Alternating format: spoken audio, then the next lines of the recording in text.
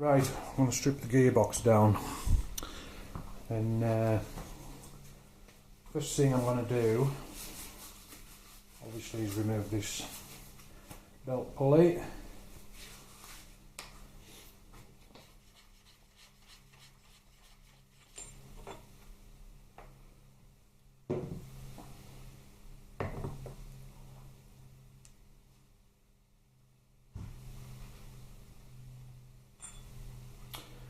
Right, next thing I'm going to do before I do all else is this sleeve, like an inner race on this shaft.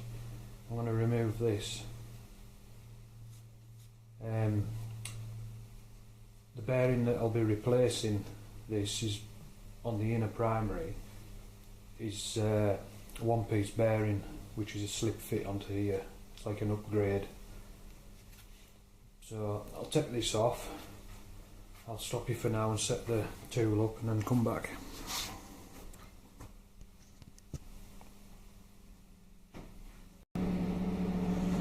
Right, I got the tool set up off camera and then started pulling the sleeve off the inner race off camera because I forgot to switch it on, and it was seriously tight. So what I did off camera, well, you can probably hear it running in the background, is I put my TIG set on and basically just never welded it, never used any wire, just run the TIG set round just to put heat in, just to crack it. And I've got to say, this is probably one of the tightest ones of these I've come across.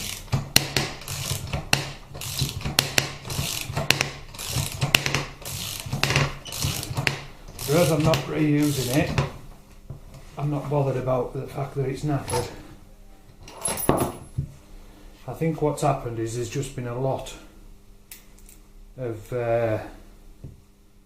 sleeve retainer or something put inside that, because that was incredibly tight. But that's that off now, so I'll knock it off for a minute and get set up again in a different place.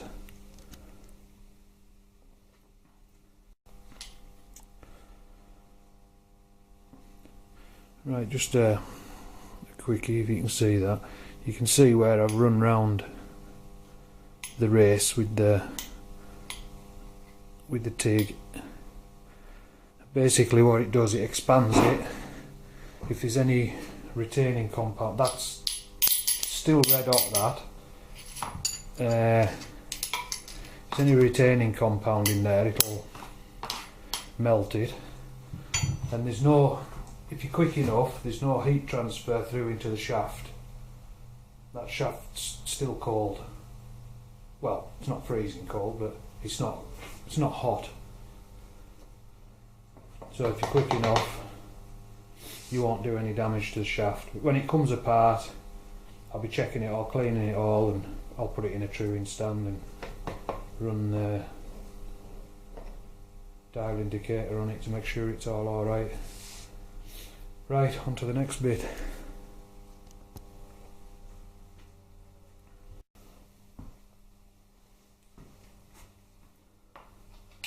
Right, I'll take the top cover off. First, I'll just take this out. This is like part of your clutch release thing. It's like an oil, it splatters oil about, I think. Like an umbrella. Not all models have that on, they just have the washer underneath. Just take that out, put it to one side, grab yourself a bit of a rod or something, and just push. And just pull out the clutch rod.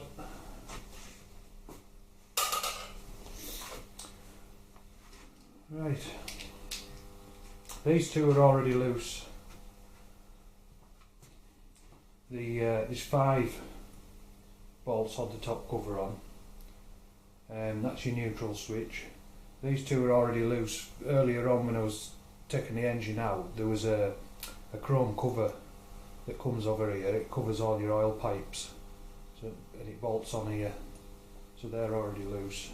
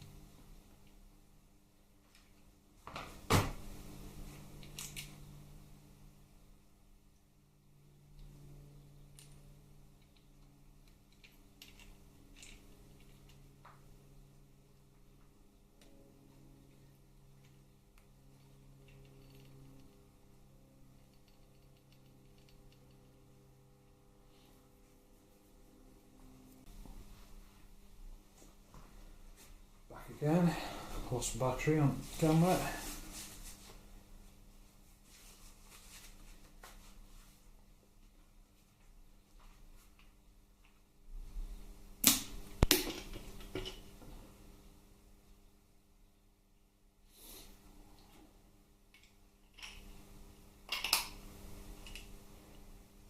Just check your switch is nice and free, not sticking or binding. Never had any problems with it when I last used it, so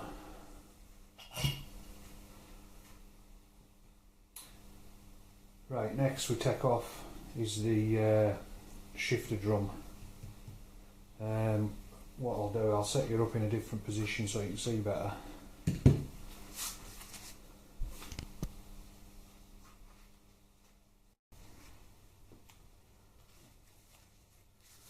Right, 4 bolts on your shifter drum in, and these bolts are 7/16.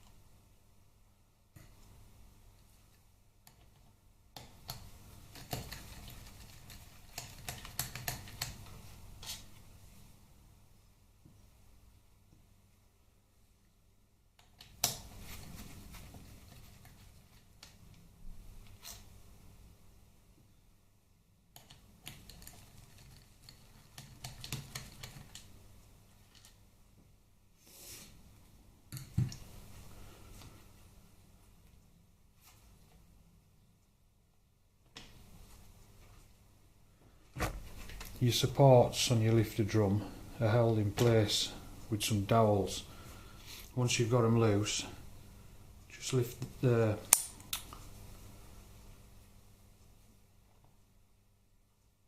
shifter ball, whatever you want to call it.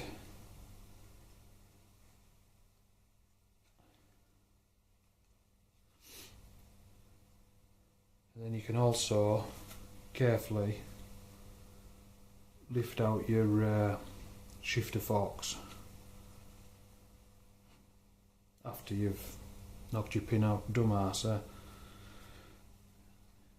Right, we'll do that next.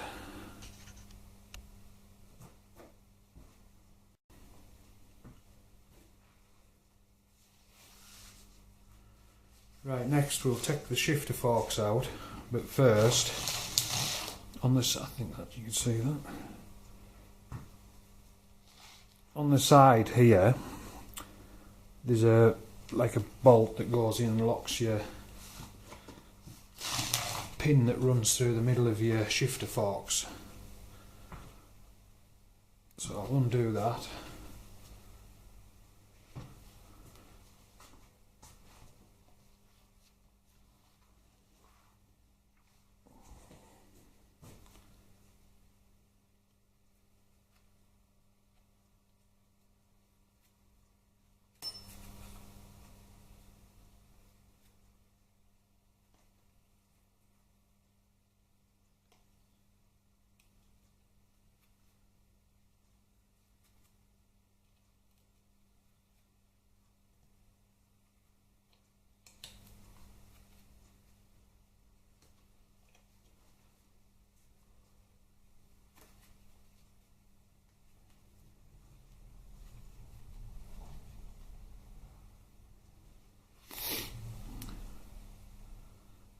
it's just like it's a 1/4 inch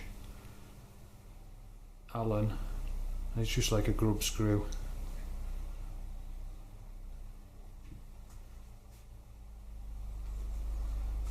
And then if you use the ball end of your Allen, just push your support shaft out.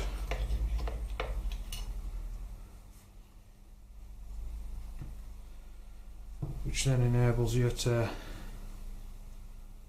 carefully lift out your shifter forks.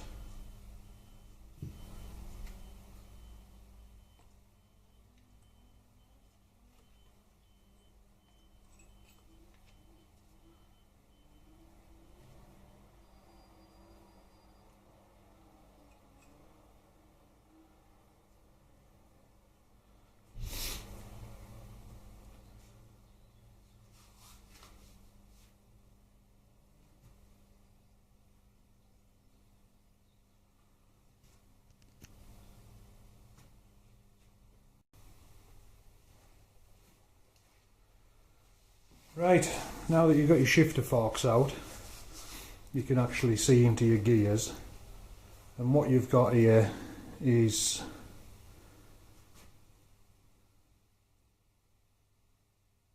I can't remember if I've got this the right way around. I think it's first, second, third, fourth and fifth. Now what we're going to do next is take the trapdoor off, but there's 2 lock nuts on the end of the shafts, which I'll set you up for in a minute to see. But to lock the shafts so you can undo them, if you engage 2 gears opposite each other, there, that locks your shaft. So now you can undo the nuts on the end. So I'll just get set up in a better position and come back.